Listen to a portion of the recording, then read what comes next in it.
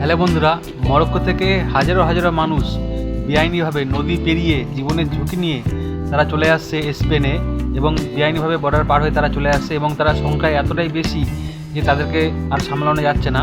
তো তারা ঢুকে পড়ছে এবং ইতিমধ্যেই অনেক মানুষ জলে ডুবে মারাও গিয়েছে এবং প্রায় এখানে এরকমভাবে মানুষ ঢুকে পড়ে এবং এবারে খুবই সংখ্যায় বেশি হচ্ছে। তার কারণ হচ্ছে গিয়ে মরক্কো দেশের অবস্থা এখন খুব একটা ভালো নয়, সেখানে অর্থাভাব দেখা দিয়েছে এবং উন্নত মানের জীবন ব্যবস্থা আর সেখানে নেই।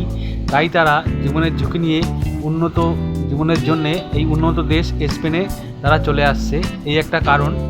আর দ্বিতীয় কারণ হচ্ছে যে স্পেন সরকার ঘোষণা করেছে যে যারা এইভাবে অবৈধভাবে নদী পেরিয়ে চলে আসবে তাদেরকে সরাসরি তাদের দেশে ফেরত পাঠানো যাবে না, কিছু আইনি প্রক্রিয়া তাদেরকে করতে হবে। তো এই কারণেই তারা একটু মনোবল পেয়েছে। তাছাড়া স্পেনে জনসংখ্যা খুবই কম, তারা উন্নত দেশ হলেও সেখানে জনসংখ্যা খুবই কম। তো তারা প্রত্যেক বছরই জনসংখ্যা বাড়ানোর জন্যে বিদেশ থেকে কর্মরত লোক নেয় আর কি। তো এখানে একটা তাদের সুবিধা থেকে যায় যে তাদেরকে হয়তো তাদের দেশে কাজের জন্য রাখতে পারে, তো এরকম আশা নিয়ে তারা যায়। কিন্তু মরক্কো সরকার জানিয়েছে যে এগুলো সব মানব পাচারকারীদের কাজ আর কি। তো বন্ধুরা, এই অবৈধ অভিবাসীর কারণে স্পেনের আশেপাশের দেশগুলো তারা নড়েচড়ে বসেছে আর কি, এবং তারাও চিন্তায় পড়ে গেছে যে একদিন তাদের দেশেও এরকমভাবে তারা ঢুকে পড়তে পারে।